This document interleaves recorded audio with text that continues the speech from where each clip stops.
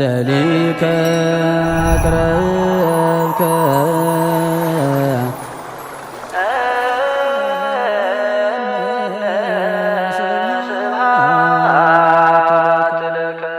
በስመ አብ ወወልድ ወመንፈስ ቅዱስ አሐዱ አምላክ። መምህር አባ ኢሳያስ ወልደ ሰንበት እባላለሁ። የዝቋላ ደብረ ከዋክብት አቡነ ገብረ መንፈስ ቅዱስ አበምኔት ነኝ። ዛሬ በዚህ ቀን እዚህ የተገኘ ነው በሰሞኑ የተደረገውን በዚያ ቦታ የተፈጸመውን ችግር በግልጽ ለማስረዳት ነው። እንደሚታወቀው ዝቋላ አቡነ ገብረ መንፈስ ቅዱስ ገዳም በምስራቅ ሸዋ ሀገረ ስብከት ስር የሚገኝ ታላቅ ገዳም ነው እና በዚህ ገዳም ሰሞኑን የተፈጸመ አንድ ችግር አለ። ያውም በገዳማውያኑ በባሕታውያኑ በዝጉሃኑ ከሰው ተለይተው በበዓት ተከተው ጤዛውን ልሰው ድንጋዩን ተንተርሰው ጥሬ በልተው በሚኖሩ ባሕታውያን ላይ በሰሞኑን የተፈጸመውን ግፍ ወይም ችግር ለመግለጽ ነው እዚህ የተገኘ ነው እና እኒህ ገዳማውያን ባሕታውያን በዋሻ የሚኖሩ ለዓለም የሚጸልዩ ለሀገር የሚጸልዩ አባቶች ሲሆኑ በሰሞኑ ባላሰቡት ባልጠረጠሩት ሰዓት ድንገት አደጋ ደርሶባቸዋል። ያው ታጣቂዎች ገብተው ዋሻቸውን ከፍተው ገብተው አንዱን አባት ያው በግፍ በጥይት ደብድበው ከገደሉ በኋላ ወደ ገደል አስከሬናቸውን ወደ ገደል ጥለውት ነበር እና እዚያ ወደ 8 ያህል ነበሩ ባሕታውያኑ ያሉ 8 ናቸው። ለጊዜው አንደኛው ባሕታዊ ጠፍተው ነበር ሸሽተው ማለት ነው እና በዚህ ምክንያት 2 ተብሎ ተላልፎ ነበረ። ያው ያልተረጋገጠ ነው። እኛ ያው ስለጠፉ ያው እንደሞቱ ቆጥረን ነው ማለት ነው። ያው ተኩስም ስለነበረ ምናልባት ሞተው የሆነው ያሉ ተብሎ ነው አንደኛው 2 ተብሎ የነበሩት።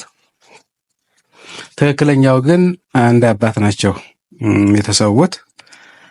በወቅቱ ድርጎ ወይም የዕለት ጉርስ የሚያደርሱላቸው ተማሪዎች አሉ እና ወደዚያ ድርጎ ይዘው ሲሄዱ ድንገት እዛ ሲደርሱ ያው የአባት አርፈው ነው ያገኟቸው፣ ሞተው ነው ያገኟቸው።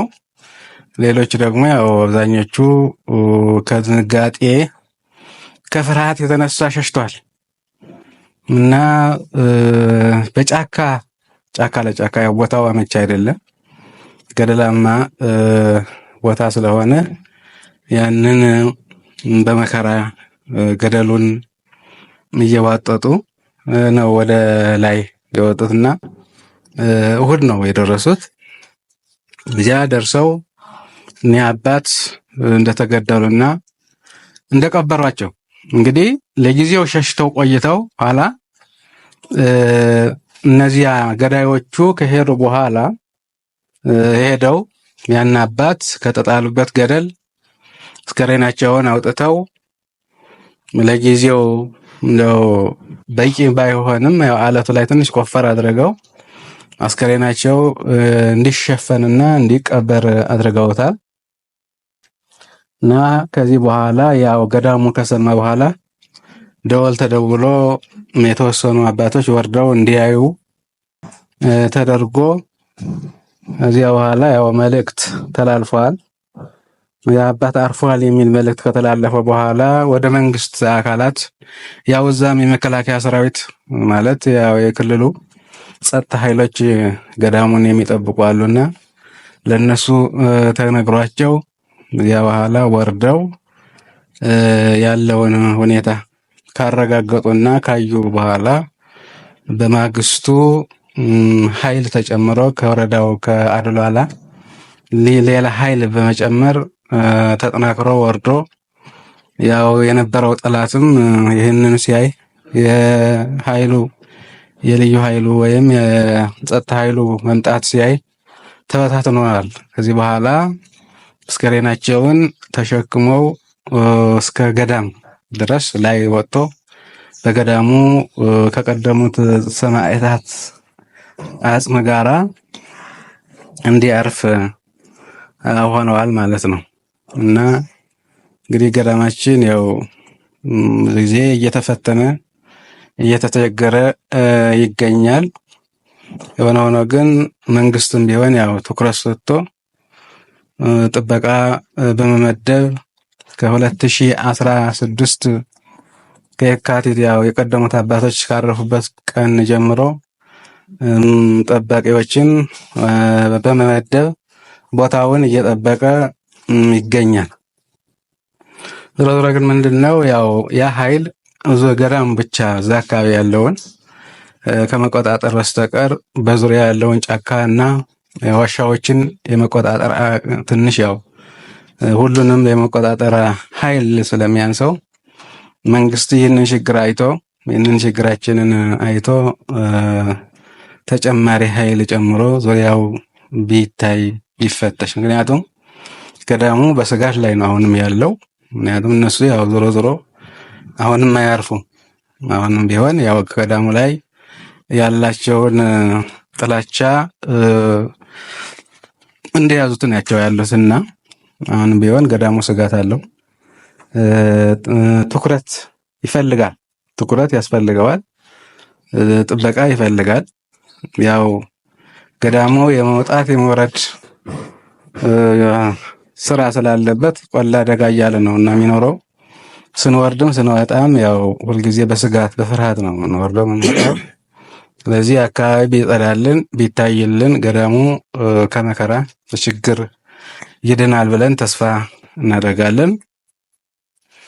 ሀገረ ስብከቱም በተቻለ መጠን ብፁዕ አባታችን አቡነ ጎርጎርዮስ ያለውን ሁኔታ በመከታተልና ለቦታው ትኩረት እንዲሰጠው በማድረግ እየተባበሩ እያቀሰቀሱ ቦታው በአግባቡ በስርዓቱ እንዲጠበቅ የተሻላቸውን ያህል እየተጓዙ ወይም እየተንቀሳቀሱ ይገኛሉ።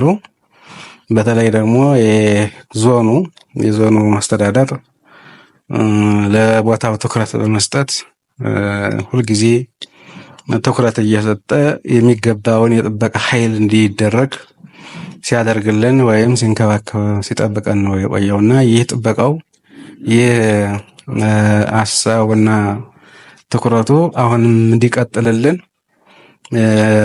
እንፈልጋለን ማለት ነው። ያው ከላይ ጀምሮ እስከ ጠቅላይ ቤተ ክህነት ድረስ ያለው ለዚህ ቦታ ያው ትኩረት ሰጥቶ ሁልጊዜ በጸሎትም በሀሳብም በገዛም ያው ከኛ ጋር ነው ያለው። አሁንም ተጠናክሮና በይበልጥ ትኩረት ተሰጥቶት ቦታው የታሪክ ቦታ የቅርስ ቦታ እንደመሆኑ ትኩረት ቢሰጠውና ቢጠበቅ የሚል ሀሳብ ነው ያለን።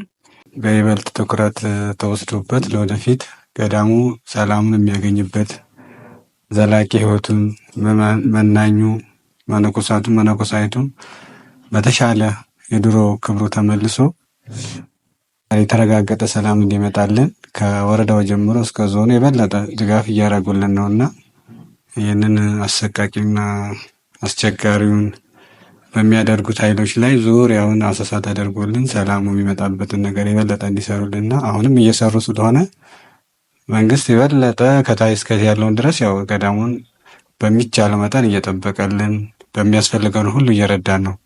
ከወረዳ እስከ ዞን በተለይ ዞኑ አይኑ ሁሉ እኛ ጋር ነው ማለት ይቻላልና ትልቅ ገዳሙ ምስጋና ያቀርብላቸዋል። አሁንም ሰላሙን አምጥቶ እነዚህ አባቶች እንግዲህ ከ15 ከ20 ዓመት በላይ በብቱና የኖሩ በዋሻ ዘግተው የሚኖሩ ናቸውና ይሄ ለነሱ የሚገባ አልነበረም። ግን ይሁን መቼስ ያው እግዚአብሔር በቸርነቱ ምሕረቱን ያምጣልን ነው የምለውና ህዝበ ክርስቲያኑም ለገዳሙ ትልቅ ትኩረት እያደረገ አይኑን ጆሮን እየሰጠ ድምፅም እየሆነ ስለሆነ ለህዝበ ክርስቲያኑም ለሀገራችንም ለኢትዮጵያ በሞላ ላሉት ሁሉ ምስጋና ማቅረብ እንፈልጋለንና የበለጠ በሀገረ ስብከቱ በብፁዕነታቸው በኩል በሚገባ ሁሉ እየወጡ እየወረዱ እያገለገሉ እስከወት ከችግሩ ጀምሮ ከተከሰተ ጀምሮ ላይ ድረስ መጥተው ያው ብዙ አስተዋጽኦ አድርገውልናል። አሁንም የበለጠ ተጠናክሮ እንዲቀጥልና ሰላሙ የሚመጣበትን ወደ ቀደሞ ክብሩ የሚመለስነት እንዲያደርጉ እግዚአብሔር አምላካችን እንግዲህ አሁንም ደግሞ ዳግመኛ ይህንን መከራ ይህን ችግር እንዳንሰማ ከመከራ ስጋ የሰውረን እንላለን። ለተደረገልን ትብብርም አስተዋጽኦም በሁሉም አካላት ለተደረገልን እገዛ በእግዚአብሔርና በጻድቁ ስም እናመሰግናለን።